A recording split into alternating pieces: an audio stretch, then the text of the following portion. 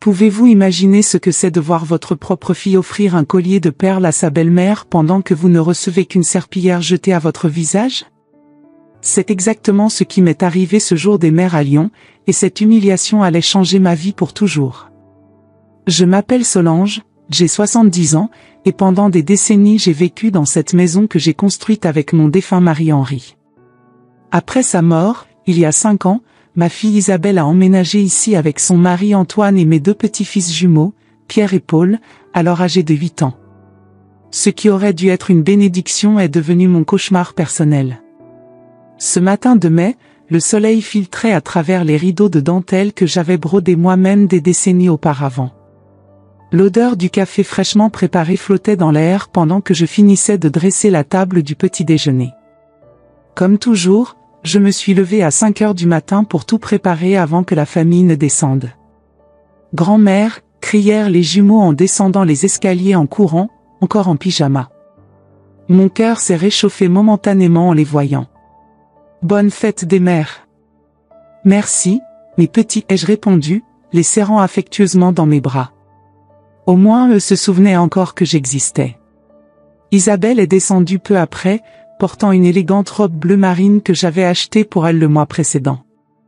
Elle a à peine regardé dans ma direction tout en vérifiant son téléphone portable. « Maman, pourrais-tu faire plus de café ? » « La mère d'Antoine vient déjeuner avec nous aujourd'hui, » dit-elle sans lever les yeux de l'écran. J'ai senti un serrement dans la poitrine. Madame Dubois, la belle-mère de ma fille, me traitait toujours comme si j'étais une étrangère dans ma propre maison. Mais c'était le jour des mères, peut-être que les choses seraient différentes aujourd'hui. Bien sûr, ma chérie. Y a-t-il quelque chose de spécial que tu aimerais que je prépare, ai-je demandé, espérant qu'elle remarquerait mon effort. Je ne sais pas, tu te débrouilles toujours, a-t-elle répondu avec indifférence, sortant de la cuisine pour aller réveiller Antoine. Les heures ont passé dans une course effrénée. J'ai nettoyé toute la maison, préparé un déjeuner spécial avec du coq au vin, la recette préférée de la famille, et dressé la table avec notre plus belle porcelaine. Mes genoux me faisaient mal, mon dos protestait, mais je voulais que tout soit parfait. À midi, la sonnette a retenti. Madame Dubois est entrée comme si elle était la propriétaire de la maison, portant un manteau de fourrure qui coûtait plus que ma pension de 6 mois. Ses cheveux grisonnants étaient parfaitement arrangés au salon le plus cher de Lyon. « Bonjour, Solange » dit-elle avec un sourire faux, me tendant la main comme si j'étais une employée. Comme toujours, la maison est convenable. J'ai avalé l'insulte et souri. « Bonjour, Madame Dubois. Soyez la bienvenue. » Pendant le déjeuner, j'ai été traitée comme une domestique. Je me levais pour chercher de l'eau, pour réchauffer le pain, pour servir plus de vin. Personne ne m'incluait dans la conversation. Ils parlaient de voyages que je ne pourrais jamais me permettre, de restaurants que je ne connaîtrais jamais, et de projets dont je ne ferais jamais partie. Puis est venu le moment des cadeaux. « Maman Dubois, » dit Isabelle avec un sourire radieux, « j'ai quelque chose de spécial pour vous. » Mon cœur s'est accéléré. Enfin ma fille allait faire quelque chose de beau pour moi aussi. Isabelle est sortie de la pièce et est revenue avec une petite boîte bleue de chez Tiffany. Madame Dubois l'a ouverte avec un soin théâtral, révélant un collier de perles véritable qui brillait sous la lumière du lustre. « Oh, ma chérie! Il est magnifique !» s'exclama-t-elle, permettant à Isabelle de mettre le collier autour de son cou. « Tu es une fille si attentionnée. » J'ai attendu. J'ai regardé ma fille en attendant mon cadeau, mon moment de reconnaissance. Mais elle s'est simplement rassise, satisfaite des compliments de sa belle-mère. « Et pour moi ?» ai-je demandé doucement, sentant les larmes menacées de jaillir. Isabelle m'a regardé comme si elle avait complètement oublié mon existence. « Ah, oui. Antoine, peux-tu prendre ça là-bas ?» Antoine s'est levé et a pris une vieille serpillière de la cuisine, me la jetant avec mépris. « Voilà, belle-mère. Joyeuse fête des mères. » La serpillière est tombée sur mes genoux, mouillée et puante. Le silence dans la pièce était assourdissant. Madame Dubois a ri fort, couvrant sa bouche avec sa main gantée. « Quel cadeau, approprié, dit-elle entre des rires cruels. J'ai senti mon monde s'effondrer. Les larmes ont coulé sur mon visage pendant que je tenais cet objet dégradant. Ma propre fille m'avait humilié le jour des mères, dans ma propre maison, devant une femme qui me méprisait déjà. C'est ce que je vaux pour vous, ai-je murmuré, ma voix tremblante. 5 ans à m'occuper de cette famille, de cette maison, de ces garçons, et vous me donnez une serpillière usagée? Maman, ne sois pas dramatique, dit Isabelle, clairement irritée que j'ai gâché son moment parfait.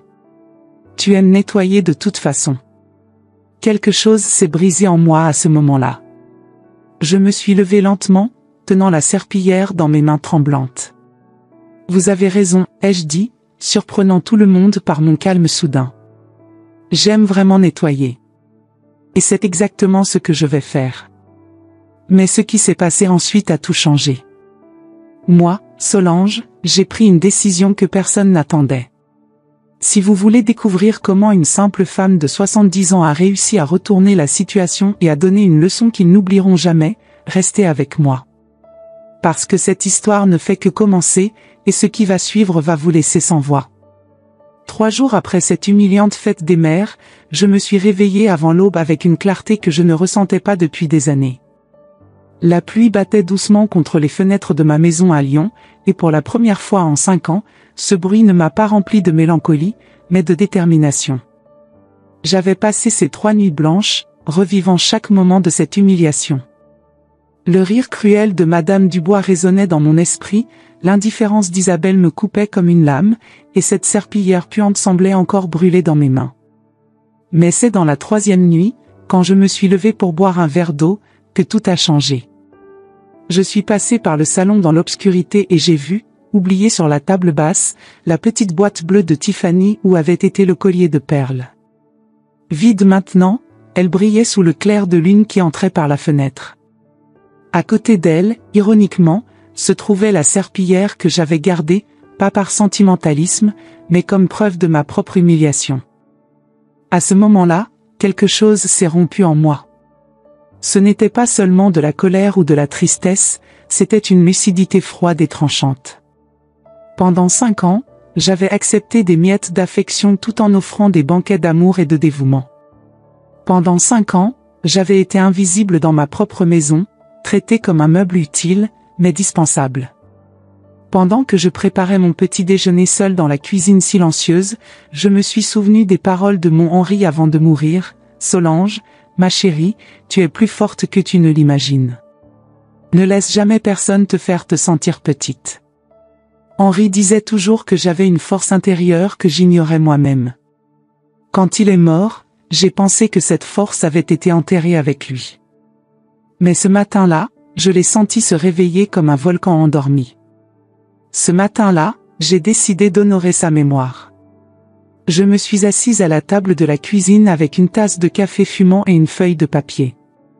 J'ai commencé à faire une liste de tout ce que j'avais fait pour cette famille au cours des 5 dernières années, les repas préparés, les vêtements lavés et repassés, la maison nettoyée quotidiennement, les soins aux enfants, les nuits blanches quand ils étaient malades, les devoirs supervisés, les économies que j'avais réalisées en achetant en promotion et en utilisant des coupons. Quand j'ai terminé la liste, elle occupait 2 pages entières. J'ai calculé rapidement, en 5 ans, j'avais économisé à cette famille au moins 100 000 € en travail domestique, garde d'enfants et gestion de la maison. Et qu'ai-je reçu en retour? Une serpillière usagée le jour des mères. J'ai pris le téléphone et j'ai appelé Maître Rousseau, notre avocat de famille depuis plus de 20 ans. Il s'était occupé du testament d'Henri et connaissait tous les détails légaux de notre propriété. Bonjour, Maître Rousseau. C'est Solange Moreau. J'ai besoin de vous voir aujourd'hui, c'est urgent. Bien sûr, Madame Moreau. 14 heures, cela vous convient? Parfait. J'ai raccroché le téléphone et je suis montée dans ma chambre. Pour la première fois depuis des mois, j'ai ouvert ma garde-robe et j'ai cherché non pas des vêtements pratiques pour nettoyer la maison, mais quelque chose qui me ferait me sentir puissante. J'ai trouvé mon tailleur bleu marine de chez Chanel, un cadeau d'Henri pour mon 60e anniversaire. Il disait toujours que cet ensemble me faisait ressembler à une femme d'affaires prospère. J'ai pris un bain prolongé, j'ai coiffé mes cheveux grisonnants avec un soin particulier et je me suis maquillée pour la première fois depuis des semaines. Quand je me suis regardée dans le miroir, j'ai vu non pas une employée fatiguée, mais une femme digne qui avait oublié sa propre valeur. Quand Isabelle est descendue pour le petit déjeuner, elle m'a trouvée vêtue avec élégance, lisant le journal Le Figaro à la table de la cuisine. Je n'avais préparé que mon propre café et mes tartines. « Tu es très élégante aujourd'hui, maman. Tu vas quelque part de spécial ?» demanda-t-elle, regardant la cuisine vide avec confusion. « Où est le petit déjeuner ?» « J'ai fait le mien, ai-je répondu calmement, sans lever les yeux du journal. « Vous êtes des adultes capables, j'imagine que vous pouvez préparer votre propre petit déjeuner. » Elle m'a regardé comme si j'avais parlé chinois. « Mais, tu prépares toujours pour tout le monde ?» J'ai toujours préparé. Au passé. Aujourd'hui je vais régler des affaires importantes. Des affaires qui auraient dû être réglées il y a longtemps. Quelles affaires ? Des affaires qui ne concernent que moi. Pour la première fois depuis des années, j'ai vu de l'incertitude dans les yeux d'Isabelle. Elle était habituée à ma disponibilité totale, à ma prévisibilité maternelle. Cette nouvelle version de moi la rendait clairement mal à l'aise. Antoine est descendu peu après, bâillant et s'attendant à trouver le café prêt comme toujours. Quand il n'a vu qu'Isabelle mangeant des céréales directement de la boîte, il a froncé les sourcils. « Où est le petit déjeuner ?»« Maman ne l'a pas fait aujourd'hui, » murmura Isabelle, comme si elle partageait un secret terrible. « Pourquoi ?» Ils m'ont regardé avec expectative, comme si je leur devais une explication. J'ai plié le journal calmement et je les ai fixés. Parce que j'ai décidé qu'à partir d'aujourd'hui, chacun se débrouille tout seul. Mais tu as toujours... Comment ça, Antoine ? J'ai toujours fait beaucoup de choses, l'ai-je interrompu. Elles ne me faisaient pas toutes du bien. Je suis sortie de la cuisine en les laissant avec leurs expressions confuses et je me suis dirigée vers mon petit bureau. Là, j'ai ouvert mon vieil ordinateur portable et j'ai commencé à chercher des agences immobilières à Nice. J'avais toujours rêvé de vivre près de la mer, loin du gris perpétuel de Lyon. Dans le bureau de Maître Rousseau, j'ai revu tous les documents de la propriété. La maison, le terrain de 800 mètres carrés, le compte bancaire joint qu'Henri et moi avions créé, tout était à mon nom. Henri avait été très prudent avec cela avant de mourir, insistant sur le fait que j'aurais besoin d'une sécurité totale après son départ. Madame Moreau, dit l'avocat, ajustant ses lunettes, légalement, vous avez un droit absolu sur tous ces biens. Si vous désirez faire des changements. Je veux mettre la maison en vente, ai-je dit sans hésiter. Il m'a regardé avec surprise. C'était une propriété précieuse, dans l'un des meilleurs quartiers de Lyon. Vous êtes sûr ? C'est une décision très importante. Votre famille ? Ma famille a oublié que je suis une personne, pas un objet de la maison. Je n'ai jamais été aussi sûr de quelque chose de ma vie. Maître Rousseau m'a étudié pendant un moment. Il me connaissait depuis des décennies, il m'avait vu comme l'épouse dévouée, la mère attentionnée, la grand-mère affectueuse. Mais ce jour-là, je crois qu'il a vu quelque chose de différent. Très bien. Je vais préparer les documents nécessaires. Nous avons signé les papiers pendant qu'il m'expliquait le processus. La maison serait évaluée la semaine suivante par un courtier spécialisé. La valeur estimée initiale était de 450 000 €, une somme qui me donnerait une liberté totale pour recommencer où je voudrais. Y a-t-il autre chose que je puisse faire pour vous, Madame Moreau ? Oui. Je veux que vous prépariez un document officiel notifiant à ma fille et à son mari qu'ils ont 60 jours pour quitter la propriété après que la vente soit finalisée. C'est nécessaire ? Malheureusement, oui. Je connais ma fille. Elle essaiera de trouver des moyens de prolonger la situation indéfiniment s'il n'y a pas de conséquences légales claires. Je suis rentrée à la maison en fin d'après-midi, me sentant plus légère que je ne l'avais été depuis des années. J'avais pris le contrôle de ma propre vie pour la première fois depuis la mort d'Henri. J'ai trouvé la famille réunie dans le salon. Madame Dubois était là encore, installé sur mon canapé favori comme si c'était sa seconde résidence. Il conversait avec animation à propos d'un nouveau restaurant qu'il voulait essayer. Solange, appela Madame Dubois avec son ton condescendant habituel, pourriez-vous nous apporter un peu de ce thé à la camomille? Et peut-être quelques biscuits? Isabelle m'a dit que vous en faites de délicieux.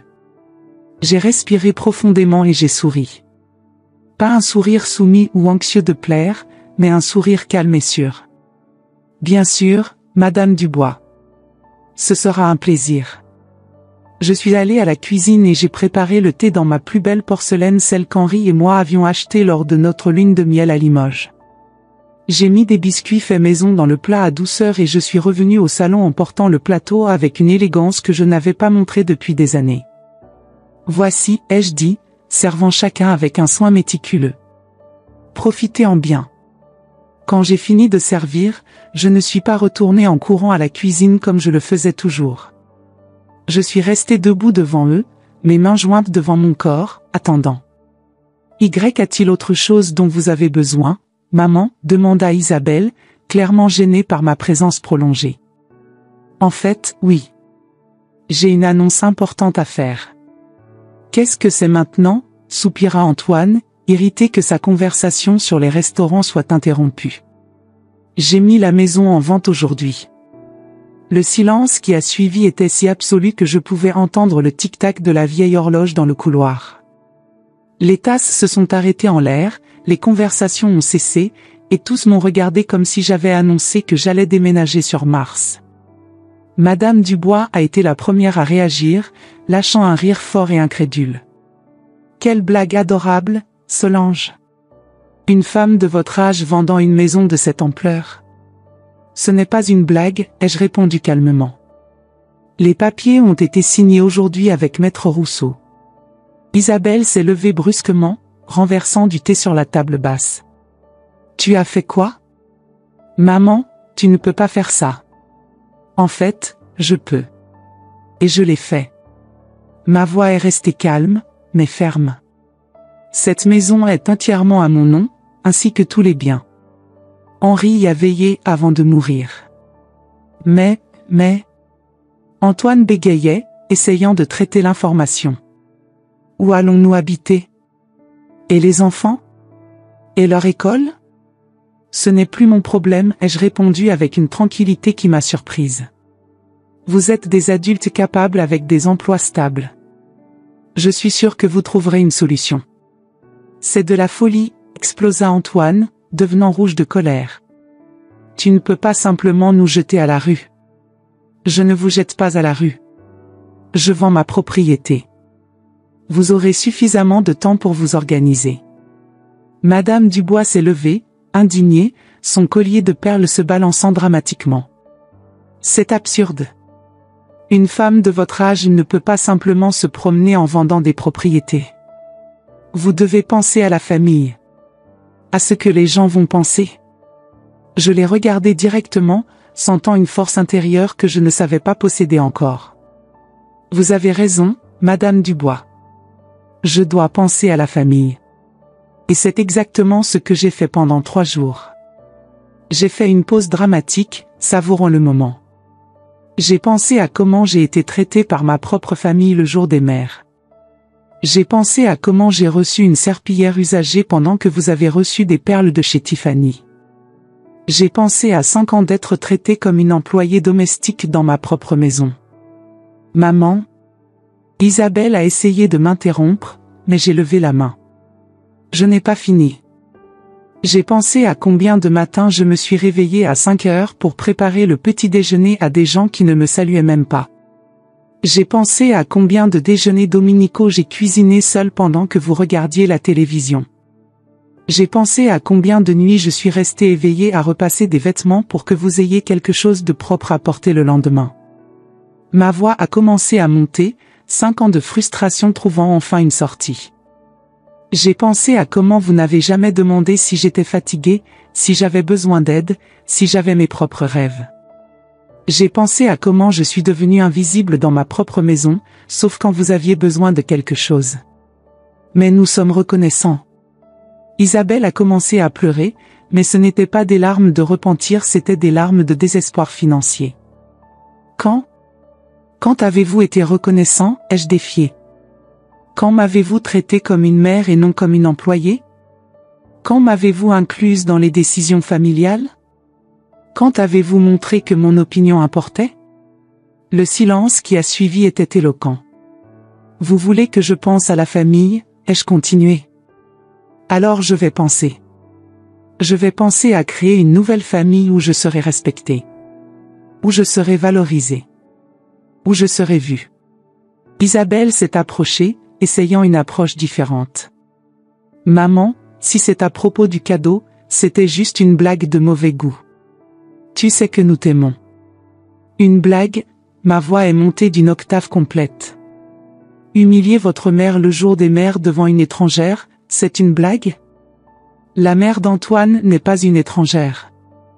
Pour moi elle l'est. Et après aujourd'hui, vous le serez aussi. La déclaration est tombée comme une bombe nucléaire. Isabelle a pâli, Antoine a commencé à jurer à voix basse, et Madame Dubois s'est levée indignée. C'est ridicule. Antoine, fais quelque chose. Tu es l'homme de cette maison. Antoine m'a regardé avec une expression que je n'avais jamais vue auparavant, une peur réelle. Que puis-je faire? La maison est à son nom. Légalement, elle peut faire ce qu'elle veut. Exactement, ai-je confirmé. Et ce que je veux, c'est me libérer d'une situation qui me rend malheureuse depuis 5 ans. Je suis montée dans ma chambre, les laissant discuter férocement dans le salon. Pour la première fois depuis des années, je me sentais vraiment libre. Il n'y avait plus besoin de plaire, de céder, de me sacrifier pour des gens qui ne valorisaient pas mes sacrifices. J'ai ouvert mon vieil ordinateur portable et j'ai continué à chercher des appartements à Nice. J'ai trouvé un bel appartement de 2 chambres avec vue sur la baie des Anges, dans un quartier tranquille près du centre. Le prix était juste, et avec l'argent de la vente de la maison, j'aurais encore une réserve confortable pour bien vivre les prochaines années. J'ai appelé l'agence immobilière et j'ai pris rendez-vous pour une visite la semaine suivante. L'employé était très sympathique et m'a expliqué tous les détails sur le déménagement dans la région. Quand je suis descendue pour le dîner, j'ai trouvé la famille réunie autour de la table à manger, notre table à manger avec des expressions sombres. Isabelle avait préparé un dîner simple, quelque chose qu'elle ne faisait pas depuis des années. Solange, dit Antoine, essayant de paraître autoritaire, nous devons parler en adulte. Tu ne peux pas simplement nous expulser de chez nous. Je me suis assise calmement en bout de table, à la place qui avait toujours été la mienne, mais qui semblait maintenant avoir un poids différent. Je ne vous expulse pas, ai-je corrigé patiemment. Je vends ma propriété. Il y a une différence légale et morale significative entre ces 2 actions. Mais tu sais que nous n'avons pas l'argent pour acheter une maison comme ça sur le coup, protesta Isabelle. Et je savais que je n'avais plus l'énergie d'être traitée comme une employée dans ma propre maison. Parfois la vie nous présente des défis que nous devons affronter. C'est de la vengeance, accusa Antoine. Non, Antoine. La vengeance serait cruelle et inutile. Ceci est de l'autopréservation. C'est de l'amour-propre. C'est une femme de 70 ans qui apprend enfin à se valoriser. Madame Dubois, qui était restée pour le dîner sans invitation, a frappé la main sur la table. C'est de la vengeance mesquine à cause d'un malentendu stupide. Je l'ai regardée avec un calme qui m'a surprise. Madame Dubois, avez-vous des enfants? Oui, bien sûr. Et comment vous sentiriez-vous si, le jour des mères, vos enfants donnaient un cadeau cher à leur belle-mère et une serpillière usagée à vous? Elle est restée silencieuse, clairement mal à l'aise. Comment vous sentiriez-vous si vous étiez traitée comme une employée dans votre propre maison? Si vous étiez ignorée dans les conversations familiales? Si vos sacrifices étaient considérés comme des obligations sans valeur? Eh bien? Exactement. Vous ne toléreriez pas un seul jour ce que j'ai toléré pendant 5 ans. Alors ne me traitez pas de mesquine pour avoir enfin eu le courage de dire « ça suffit », point. Le dîner s'est poursuivi dans un silence tendu. Pour la première fois depuis des années, je ne me suis pas levée pour servir les secondes portions ou pour nettoyer les assiettes pendant le repas. J'ai mangé calmement, savourant non seulement la nourriture, mais la liberté de ne pas être la domestique de la famille. Après le dîner, je suis montée dans ma chambre et j'ai appelé Pierre, mon petit-fils aîné, qui m'avait téléphoné plus tôt. « Grand-mère, c'est vrai que tu vas vendre notre maison ? » « Oui, mon petit. Mais ce n'est pas votre maison. C'est ma maison. » « Mais où allons-nous habiter ? » « Tes parents trouveront un nouvel endroit pour vous. » « Et toi ? Où vas-tu habiter ? » « Je vais à Nice, près de la mer. J'ai toujours rêvé de me réveiller en entendant le bruit des vagues. Mais et nous ? On ne va plus se voir ? Mon cœur s'est serré. C'était la partie la plus difficile de toute la situation. Bien sûr que si, mon petit. Vous pouvez me rendre visite pendant les vacances. Nice est une ville magnifique, vous allez adorer la plage. Mais ce ne sera pas pareil. Non, Pierre. Ce ne sera pas pareil. Ce sera différent. Et parfois, différent peut être mieux. Quand j'ai raccroché le téléphone, j'ai ressenti un mélange de tristesse et de libération. C'était douloureux de laisser mes petits-fils, mais je savais que si je restais, je continuerais à être traité comme un meuble de la maison, ils grandiraient en pensant que c'était le traitement approprié pour une grand-mère. Cette nuit-là, j'ai dormi profondément pour la première fois depuis des semaines. J'ai rêvé d'Henri, et il souriait, fier de la décision que j'avais prise. Dans le rêve, il m'a dit, « Enfin, ma chérie. Tu te souviens enfin de qui tu es. » 2 semaines après l'annonce de la vente, la dynamique de la maison avait complètement changé. C'était comme si un tremblement de terre silencieux avait ébranlé les fondations de la vie familiale qu'il connaissait. Isabelle et Antoine couraient désespérément après des appartements, mais la réalité du marché immobilier lyonnais les a frappés comme un seau d'eau froide. Chaque propriété qu'ils visitaient révélait une vérité amère. Vivre à Lyon avec 2 enfants, sans la sécurité financière de la maison que je leur procurais, était un luxe que leur salaire arrivait à peine à soutenir. Les appartements décents coûtaient au moins 1 200 € par mois, sans compter les frais supplémentaires. Avec le salaire d'Antoine comme technicien informatique et celui d'Isabelle comme secrétaire à mi-temps, ils arrivaient à peine à se qualifier pour un financement. Moi, en revanche, je m'épanouissais comme une plante qui avait enfin trouvé le soleil. J'avais visité l'appartement à Nice 3 fois et j'étais tombée plus amoureuse à chaque visite. L'appartement se trouvait dans le quartier de Cimier, dans un immeuble Belle Époque avec vue panoramique sur la baie des Anges.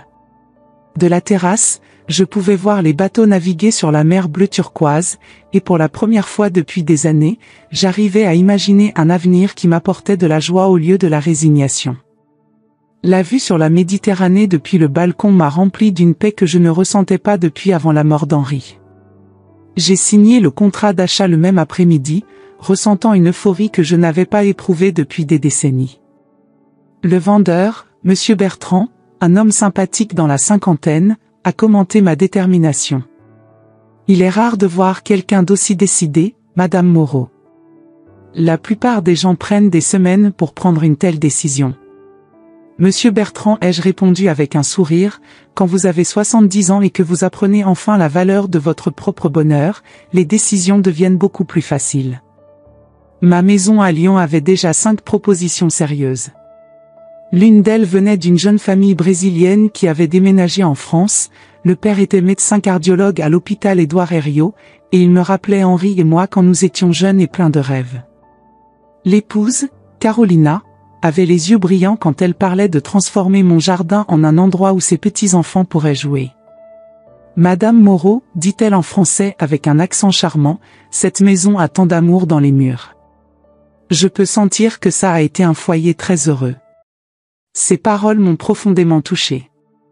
Il a été heureux pendant longtemps, ai-je répondu. Et j'espère qu'il continuera à l'être pour votre famille. Leur offre était juste, 455 000 €, et quelque chose dans leurs yeux m'a dit qu'ils prendraient soin de la maison avec le même amour qu'Henri et moi avions eu. Mais c'est un matin pluvieux de mardi que ma vie a pris un tournant que je n'aurais jamais pu prévoir. Pendant que je rangeais des cartons dans le grenier, cherchant des objets personnels à emporter à Nice, j'ai trouvé quelque chose qui a complètement changé ma perspective sur l'avenir. Caché derrière un vieux coffre qui avait appartenu à la mère d'Henri, j'ai trouvé une boîte à chaussures poussiéreuse que je n'avais jamais vue auparavant.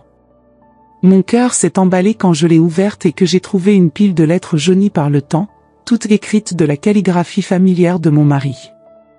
Les mains tremblantes, je me suis assise sur le sol poussiéreux du grenier et j'ai ouvert la première lettre. La date montrait qu'elle avait été écrite seulement 2 mois après notre lune de miel, il y a 45 ans. Ma chère Solange, aujourd'hui je t'ai observé préparant le petit déjeuner, fredonnant cette chanson que tu aimes, et j'ai pensé, comme j'ai eu de la chance de trouver une femme qui transforme les moments simples en poésie. J'écris ces lettres pour que, même quand je ne serai plus là, tu puisses te rappeler combien tu es précieuse. Les larmes ont coulé sur mon visage pendant que je continuais à lire. Henri avait écrit une lettre pour moi presque tous les mois pendant nos 40 ans de mariage, mais ne m'en avait jamais donné aucune. C'étaient des déclarations d'amour, des observations sur ma force, des réflexions sur notre vie ensemble. Une lettre de 1995, quand Isabelle était adolescente, m'a fait rire à travers les larmes. Solange, aujourd'hui tu as géré le drame adolescent d'Isabelle avec une patience que je ne possède pas. Elle a crié qu'elle te détestait parce que tu ne l'as pas laissée aller à cette fête, mais j'ai vu comme tu as pleuré dans la salle de bain après. Tu es une meilleure mère qu'elle ne le mérite, et j'espère qu'un jour elle le comprendra. Une autre, de 2003, quand nous avons traversé des difficultés financières. Mon amour, tu as transformé les haricots et le riz en banquet avec ta créativité. Tu as fait briller notre maison même quand nous n'avions pas d'argent pour de nouveaux meubles. Tu es une alchimiste du bonheur, transformant le peu en beaucoup. Mais ce sont les dernières lettres, écrites pendant sa maladie, qui m'ont fait sangloter incontrôlablement. Solange, je sais que mes jours sont comptés, et ma plus grande préoccupation n'est pas pour moi, mais pour toi. Je connais trop bien notre fille et notre gendre. Ils sont de bonnes personnes au fond, mais gâtés par la vie facile que tu leur as toujours procurée. Je crains qu'après mon départ, ils essaient de te transformer en employé au lieu de matriarche. La lettre suivante, datée d'1 mois seulement avant sa mort, m'a coupé comme une lame. Si tu lis ceci, cela signifie que je suis partie depuis quelque temps et que tu as probablement déjà découvert que j'avais raison à propos d'Isabelle. Elle n'a pas appris à valoriser ce qu'elle a parce qu'elle a toujours tout eu facilement. Mais toi, ma chérie, tu as tout construit de tes propres mains. Tu es la fondation de cette famille. N'oublie jamais cela. L'avant-dernière lettre contenait un avertissement qui m'a glacé le sang. Solange, si un jour tu te sens manquer de respect ou dévalorisé par notre famille, n'hésite pas à faire des choix difficiles. Je ne t'ai pas éduqué pour être le paillasson de qui que ce soit, même pas de notre propre fille. Ton bonheur vaut plus que leur commodité. Mais c'est la dernière lettre qui a tout changé. Dans l'enveloppe il y avait une petite clé dorée, accompagnée d'instructions détaillées. Ma chérie, cette clé ouvre un coffre au Crédit Lyonnais de la rue de la République. Le numéro est 247. À l'intérieur tu trouveras une surprise que j'ai gardée pendant des années, attendant le bon moment. Utilise-la avec sagesse, et sache que même si je ne suis plus là, je prends encore soin de toi. Code d'accès, notre date d'anniversaire de mariage suivie du jour où nous nous sommes rencontrés. Mon cœur s'est emballé. Henri avait toujours été discret sur nos finances, s'occupant de tout avec une efficacité silencieuse. Quelle surprise avait-il pu me laisser? Et pourquoi avait-il choisi de la cacher dans un coffre au lieu de l'inclure dans le testament? Cet après-midi-là même, je me suis rendue à la banque avec les mains tremblantes et le cœur qui battait la chamade. La rue de la République était animée comme toujours, mais je remarquais à peine le mouvement autour de moi. Mon esprit était complètement concentré sur ce mystère qu'Henri m'avait laissé. L'employé de banque, Monsieur Dubois, sans lien de parenté avec l'odieuse belle-mère d'Isabelle, m'a mené à la salle des coffres après avoir vérifié ma documentation. Avec la clé dorée, j'ai tapé le code qu'Henri avait indiqué et j'ai ouvert le compartiment 247. Ce que j'ai trouvé à l'intérieur m'a laissé en état de choc. Il y avait des documents soigneusement organisés, quelques bijoux que je ne reconnaissais pas, y compris un collier de diamants qui devait valoir une fortune, et 3 enveloppes scellées. Mais ce qui m'a le plus choqué était un relevé bancaire d'un compte que j'ignorais complètement. Le solde montrait 280 000 euros. Mes jambes sont devenues faibles. Je me suis assise sur la chaise que l'employé m'a offerte, essayant de traiter cette information. Henri avait secrètement gardé une fortune pendant nos années de mariage? Les mains tremblantes, j'ai ouvert la première enveloppe. À l'intérieur il y avait une lettre explicative et plus de documents. Ma chérie, pendant toutes ces années à travailler à l'usine de produits chimiques, j'avais 2 salaires. L'officiel, que tu connaissais, et un extra que je recevais pour superviser l'équipe de nuit. Pendant 25 ans, depuis 1980 jusqu'à ma retraite, j'ai secrètement gardé chaque centime de ce salaire supplémentaire. J'ai continué à lire, incrédule. Chaque franc, chaque euro, pensons à notre avenir et à ta sécurité. Tu as toujours été si préoccupée par les factures de la maison, si anxieuse que nous ayons assez, que je n'ai jamais voulu que tu te stresses avec les investissements ou la planification financière. Je t'ai laissé t'occuper du quotidien pendant que je m'occupais du long terme. L'explication continuait. J'ai investi cet argent avec prudence, suivant les conseils d'un ami spécialisé en finance. J'ai acheté des actions d'entreprises solides, des obligations d'État, quelques petites propriétés que j'ai louées. Au fil des années, l'argent a grandi. Je voulais te le dire, mais tu disais toujours que tu ne comprenais pas les investissements et que tu me faisais confiance pour ces décisions. J'ai ouvert la deuxième enveloppe et j'ai trouvé des documents détaillant tous les investissements.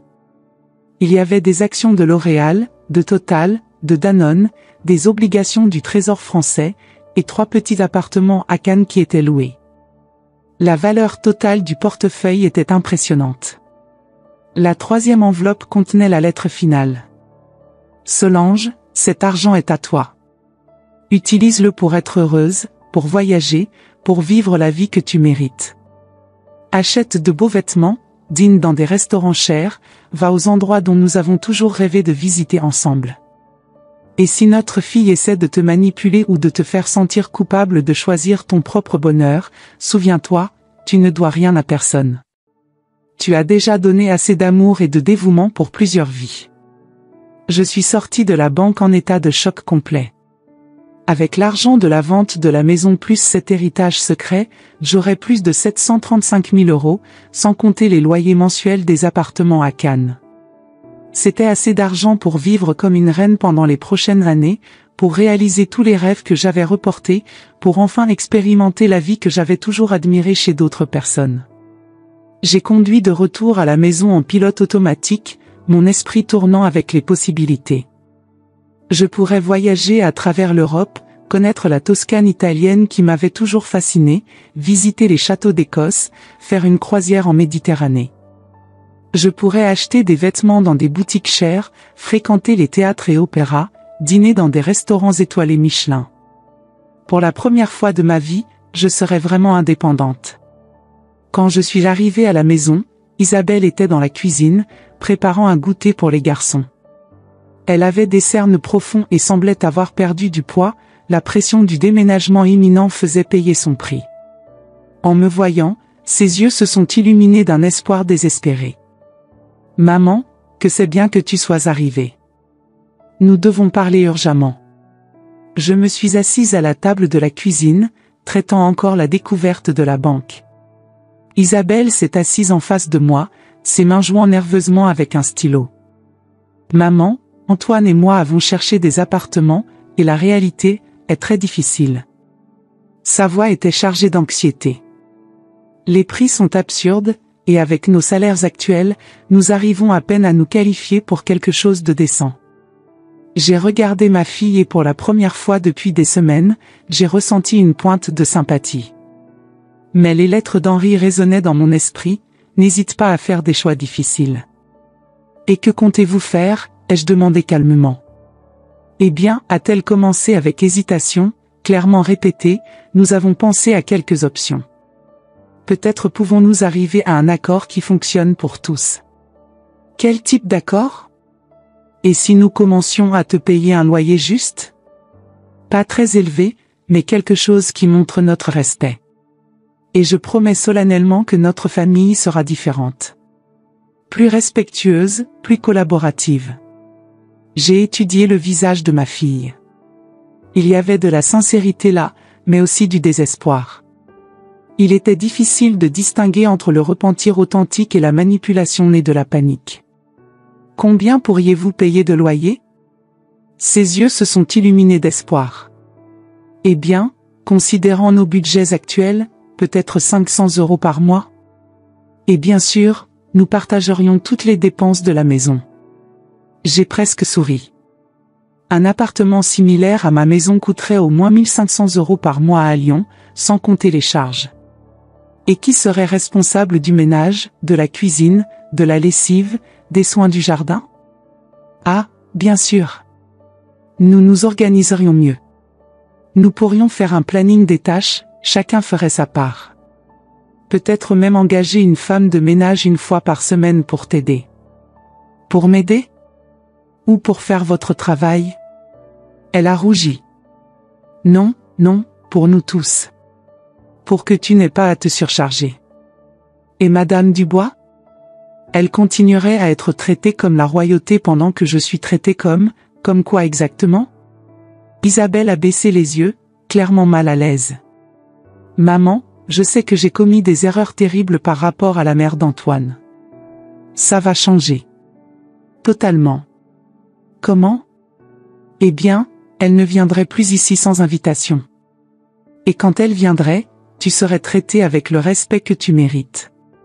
Comme la maîtresse de maison. J'ai observé ma fille lutter avec les mots, essayant de trouver la combinaison magique qui me ferait changer d'avis. Mais quelque chose avait changé en moi fondamentalement. Ce n'était pas seulement à propos d'argent ou de sécurité, c'était à propos de respect de soi. Isabelle, ai-je dit gentiment, tu te rends compte que tu m'offres des choses que j'aurais toujours dû avoir? Le respect dans ma propre maison, l'aide avec les tâches ménagères, la reconnaissance comme matriarche de la famille? Oui, et je sais que j'aurais dû offrir ça avant. Pas offrir. Donner naturellement. Sans avoir besoin d'une crise pour réveiller ta conscience. Elle a commencé à pleurer, mais cette fois ça semblait être des larmes authentiques au lieu de manipulation. Maman, je sais que j'ai été une fille terrible. Je sais que je t'ai profondément blessée. Mais peux-tu me donner une chance? Une chance de prouver que je peux être la fille que tu mérites? Pendant un moment, j'ai senti mon cœur s'attendrir. C'était ma fille, après tout. Le bébé que j'avais porté pendant 9 mois, l'enfant que j'avais élevé avec tant d'amour, la jeune femme que j'avais guidée à travers les défis de la vie. Mais alors je me suis souvenu des lettres d'Henri, spécialement de la dernière, utilise avec sagesse, tu ne dois rien à personne. Isabelle, ai-je dit après un long silence, tu devras apprendre à être une meilleure personne par toi-même. Je ne peux plus être ton professeur d'éthique ou ta source de sécurité financière. Alors tu ne vas pas annuler la vente? Non. La vente continue comme prévu. Mais où allons-nous rester? Et si nous n'arrivons pas à trouver quelque chose de décent à temps? Vous êtes des adultes intelligents et capables. Vous trouverez une solution. Elle s'est effondrée en larmes renouvelées, mais cette fois je n'ai pas ressenti la culpabilité qui me dominait normalement quand elle pleurait. Je n'ai ressenti qu'une tristesse distante et un soulagement profond. Cette nuit-là, j'ai appelé Pierre, qui était devenu mon confident ces derniers jours. Les garçons étaient clairement confus et effrayés par toute la situation, mais Pierre, à 13 ans, semblait comprendre plus que Paul. « Grand-mère, c'est vrai que tu pars vraiment? » « Oui, mon petit. Mais je veux que tu comprennes que ça n'a rien à voir avec toi et Paul. Vous deux êtes la lumière de ma vie. Mais pourquoi tu dois aller si loin? Pourquoi tu ne peux pas rester à Lyon? Comment expliquer à un enfant de 13 ans la complexité des relations familiales toxiques? Pierre, parfois les grandes personnes commettent des erreurs pendant très longtemps, et quand elles s'en rendent compte enfin, il est trop tard pour réparer facilement. C'est ce qui s'est passé avec ta mère et moi. Elle t'a beaucoup fait de mal, n'est-ce pas? La question m'a surprise par sa simplicité et sa précision. Oui, mon petit. Elle m'a beaucoup fait de mal. Et je l'ai laissé faire ça pendant longtemps parce que je l'aimais. Et maintenant tu ne l'aimes plus? Je l'aime encore. Je l'aimerai toujours. Mais j'ai appris qu'aimer quelqu'un ne signifie pas laisser cette personne te faire du mal. C'est confus, grand-mère. J'ai ri doucement. Oui, c'est confus. Mais quand tu grandiras, tu comprendras mieux. Je peux te rendre visite à Nice quand je veux? Chaque fois que tes parents le permettront et chaque fois que tu le voudras. Ma porte sera toujours ouverte pour toi et Paul. Et s'ils ne le permettent pas? La question m'a frappé comme un coup de poing à l'estomac. Isabelle serait-elle capable d'utiliser les garçons comme armes émotionnelles contre moi? Espérons que ça n'arrivera pas, mon petit. Quand j'ai raccroché le téléphone, j'ai ressenti un mélange de tristesse et de détermination. C'était douloureux de laisser mes petits-fils, mais je savais que si je restais, je continuerais à être un terrible exemple de comment une femme devrait accepter d'être traitée. 3 jours plus tard, j'ai reçu un appel inattendu d'Antoine. Il parlait rarement avec moi directement, alors j'ai été surprise de voir son nom sur l'identificateur d'appel. Solange, puis-je te parler? En privé? Bien sûr, Antoine. Pas ici à la maison. Pouvons-nous nous rencontrer au café de la place Bellecour? C'est important. J'ai accepté, intrigué. 1 heure plus tard, j'ai trouvé mon gendre assis à une table discrète au fond du café des Fédérations. Il semblait avoir vieilli de plusieurs années en quelques semaines. Solange, a-t-il commencé sans préambule, je veux te demander pardon. Pas seulement pour la serpillière, mais pour tout. Pour 5 ans de manque de respect. J'ai été genuinement surprise. Antoine n'avait jamais montré ce niveau d'introspection. Continue, ai-je dit simplement. J'ai grandi dans une famille où ma mère est très dominatrice. Mon père a toujours été soumis à elle, et j'ai appris que les femmes de la famille sont à satisfaire et à obéir. Quand je me suis mariée avec Isabelle, j'ai transféré cette dynamique sur toi. J'étais intéressée maintenant. Comment ça? J'ai commencé à te voir non pas comme ma belle-mère, mais comme une extension de ma mère. Quelqu'un qui devrait être respecté seulement quand ça convenait, mais qui pouvait aussi être ignoré quand ça n'intéressait pas. Il a fait une pause, luttant clairement avec les mots. Et pire encore, j'ai commencé à influencer Isabelle dans cette direction. Tu admets que tu as influencé ma fille contre moi? Il a hoché la tête, honteux. Pas intentionnellement, mais oui. J'étais jaloux de la relation proche que vous aviez. Quand nous avons emménagé dans ta maison, je me sentais comme un intrus. Alors, graduellement, j'ai commencé à saboter cette proximité. J'ai été choqué par son honnêteté brutale. C'était ton idée de donner la serpillière? Non, c'était celle de ma mère. Mais j'aurais pu l'empêcher. J'aurais dû l'empêcher. Au lieu de ça, j'ai trouvé amusant de te voir être diminué. J'ai senti la colère monter dans ma gorge, mais aussi une étrange gratitude pour son honnêteté.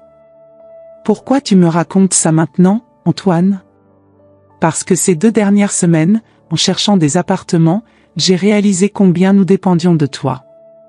Pas seulement de la maison, mais de ton travail, de ton organisation, de ton amour inconditionnel. Il a fait une pause. Et parce que ma propre mère m'a dit quelque chose qui m'a ouvert les yeux. Qu'est-ce qu'elle a dit? Quand je lui ai raconté que tu vendais la maison, elle a ri et a dit, bien fait. Vous avez traité cette femme comme une employée pendant des années. C'était une question de temps avant qu'elle se rebelle. Il m'a regardé dans les yeux. Même ma propre mère, qui ne te connaît pas vraiment, a compris que tu étais maltraitée. Nous sommes restés silencieuses pendant quelques minutes, chacune perdue dans ses propres pensées. Qu'est-ce que tu veux de moi, Antoine? Le pardon. Et une chance de prouver que je peux être un meilleur gendre. Et Isabelle? Elle sait que tu es ici? Non. Cette conversation n'est qu'à moi. Isabelle essaie de trouver des moyens de te convaincre de changer d'avis. Moi j'essaie de comprendre comment j'en suis arrivé à être le type d'homme qui permet que sa belle-mère soit humiliée dans sa propre maison. Son autodépréciation était si authentique qu'elle m'a ému. Antoine, j'accepte tes excuses. Mais ça ne change pas ma décision. Je le sais. Et, honnêtement, je pense que tu as raison. Peut-être que la seule façon d'apprendre à te valoriser est de te perdre. Je suis sorti de ce café avec une perspective légèrement différente sur mon gendre, mais ma résolution restait inébranlable. Certaines erreurs sont trop grandes pour être pardonnées seulement avec des mots. Certaines relations ont besoin d'être reconstruites de zéro, avec la distance et le temps. Cette nuit-là, j'ai finalisé les derniers détails de la vente de la maison. La famille brésilienne avait signé tous les papiers, et le transfert serait terminé dans 10 jours. Dans 2 semaines, je serais en train de conduire vers ma nouvelle vie à Nice, laissant derrière moi 5 ans de douleur et des décennies de souvenirs mitigés. Mais ce que je ne savais pas, c'est que ma famille avait encore une dernière carte à jouer. Le jour du déménagement est arrivé comme un matin d'automne à Lyon froid, gris et chargé d'émotions. Les meubles étaient emballés, les cartons étiquetés, et le camion de déménagement attendait à la porte. Dans 4 heures, je serais en train de conduire vers Nice, vers ma nouvelle vie. Isabelle, Antoine et les garçons sont restés dans le salon, observant les hommes charger mes affaires. Le silence était lourd, chargé de mots non dits et de regrets tardifs. Solange, dit Antoine, s'approchant de moi. Je veux m'excuser. Pour la serpillière, pour la façon dont je t'ai traité. C'était impardonnable. J'ai regardé mon gendre, un homme de 38 ans qui semblait enfin mûrir. Merci, Antoine. J'accepte tes excuses. Peux-tu nous pardonner? Je peux pardonner, ai-je répondu calmement. Mais pardonner ne signifie pas oublier, et ne signifie pas revenir sur ma décision. Isabelle s'est approchée, tenant une petite boîte emballée. Maman, j'ai acheté ça pour toi. Pour la fête des mères. Le vrai cadeau. J'ai ouvert la boîte et j'ai trouvé un collier délicat avec un pendentif en forme de cœur, où était gravé, pour la meilleure maman du monde. J'ai senti les larmes piquer mes yeux, mais pas de joie, de tristesse profonde. Il est beau, Isabelle. Mais tu te rends compte de la cruauté de ce que tu as fait?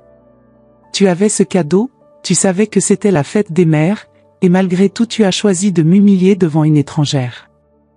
Je ne sais pas pourquoi j'ai fait ça, a-t-elle sangloté. J'étais nerveuse avec la mère d'Antoine là, je voulais l'impressionner. Et tu m'as sacrifié pour ça. Oui. Et je me déteste pour ça. J'ai pris le collier et je l'ai mis autour de mon cou. Je vais le porter, mais pas comme symbole de ton amour pour moi. Je vais le porter comme rappel de ne jamais plus permettre à quelqu'un de me traiter avec irrespect. Pierre et Paul se sont approchés, et mon cœur s'est serré. Ils étaient si jeunes, si innocents dans toute cette situation. Grand-mère, dit Pierre, peux-tu nous enseigner quelque chose avant de partir? Bien sûr, mon petit. Qu'est-ce que vous voulez apprendre? Comment être une bonne personne, dit Paul. Pour que quand nous grandirons, nous ne traitions jamais nos mères comme papa et maman t'ont traité. Ces paroles m'ont frappé comme un éclair. Je me suis agenouillée devant mes petits-fils, tenant leurs petites mains. Mes enfants, écoutez bien ce que grand-mère va vous dire, parce que c'est la leçon la plus importante que je puisse vous donner. J'ai respiré profondément. Respecter les parents ne signifie pas seulement obéir quand on est enfant. Cela signifie les honorer toujours, spécialement quand ils vieillissent et ont plus besoin de notre amour. Pierre a hoché la tête gravement. Comment on fait ça, grand-mère? Vous le faites en vous rappelant que vos parents ont sacrifié des années de leur vie à prendre soin de vous quand vous étiez des bébés sans défense. Ils ont changé vos couches, sont restés éveillés des nuits entières quand vous étiez malade, ont travaillé dur pour vous donner de la nourriture, des vêtements et une éducation. Quand ils vieilliront, ce sera votre tour de leur rendre cet amour. Et si nos parents commettent des erreurs, demanda Paul. Tout le monde commet des erreurs, mon petit. Mais il y a une différence entre les erreurs et la cruauté. Votre mère a commis des erreurs avec moi, mais ce qui m'a fait mal c'était la cruauté délibérée. J'ai regardé Isabelle, qui pleurait silencieusement. Malgré tout, elle continue à être ma fille, et je continuerai à l'aimer. Mais l'amour ne signifie pas accepter d'être maltraité. Alors tu ne nous aimes plus, demanda Pierre, les yeux pleins de larmes. Oh, mon petit, je les ai serrés fort. Je vous aime plus que tout au monde. C'est exactement pour ça que je pars. Je ne comprends pas. Vous apprenez par l'exemple des adultes qui vous entourent. Si je restais ici en acceptant d'être irrespecté, vous grandiriez en pensant que c'est normal. Que les mères doivent être traitées comme des employés. Que l'amour a une date d'expiration. J'ai séché leurs larmes avec délicatesse. En partant, je vous enseigne que toutes les personnes, spécialement les mères, méritent respect et dignité. Paul m'a serré fort. Grand-mère, je promets que quand je serai adulte, je traiterai ma mère avec beaucoup de tendresse. Moi aussi, dit Pierre.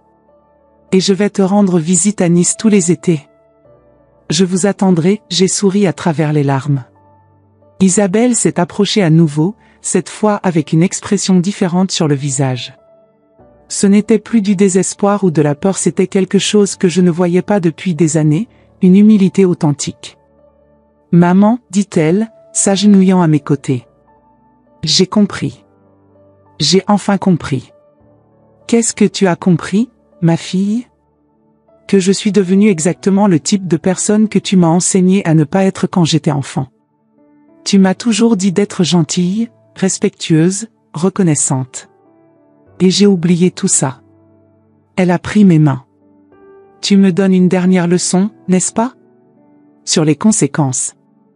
Sur comment nos actions affectent les personnes que nous aimons.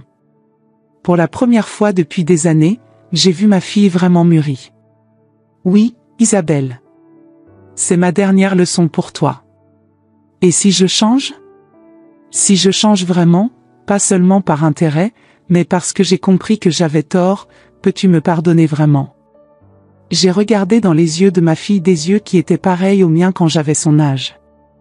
J'ai vu un repentir réel, pas seulement la peur des conséquences. Le pardon n'est pas quelque chose qu'on gagne, ma chérie. C'est quelque chose qu'on donne. Et je t'ai déjà pardonné. Mais le respect, ça tu devras le reconquérir. Comment? En étant la mère que tu aimerais que tes enfants aient. En étant la fille que tu aimerais avoir quand tu seras vieille. En apprenant à valoriser les personnes avant de les perdre. Antoine s'est approché, portant une des dernières boîtes. Solange, puis-je te poser une question? Bien sûr. Es-tu heureuse? Avec cette décision? J'ai pensé pendant un moment, regardant autour de la maison qui avait été mon foyer pendant des décennies, puis vers ma famille imparfaite mais aimée. Je suis en paix, Antoine. Et pour une femme de 70 ans, la paix est une forme de bonheur. Le camion était chargé. Il était temps de partir. J'ai marché jusqu'à la voiture, une petite Citroën bleue qu'Henri et moi avions achetée des années auparavant pour nos voyages dans l'intérieur de la France. Isabelle a couru derrière moi. Maman, attends. Elle haletait. J'ai une confession à faire. Je me suis arrêtée et retournée. Ce jour-là, la fête des mères, je ne voulais pas te donner la serpillière. C'était l'idée de la mère d'Antoine. Elle a dit que ce serait drôle, que tu rirais aussi. Je savais que c'était mal, mais je voulais lui faire plaisir. J'ai senti une pointe de douleur dans la poitrine. Tu as choisi de faire plaisir à une étrangère au lieu de protéger ta mère. Oui. Et c'était la pire décision de ma vie. Pourquoi tu me racontes ça maintenant? Parce que je veux que tu saches que je sais exactement où j'ai failli. Ce n'était pas une impulsion ou un malentendu. C'était un choix conscient et lâche. Et je vais porter cette honte pour toujours. J'ai regardé ma fille et j'ai vu, enfin, une femme adulte assumant la responsabilité de ses actions. Merci de m'avoir dit la vérité, Isabelle. Ça compte beaucoup pour moi. Ça compte assez pour que tu considères rester? Non.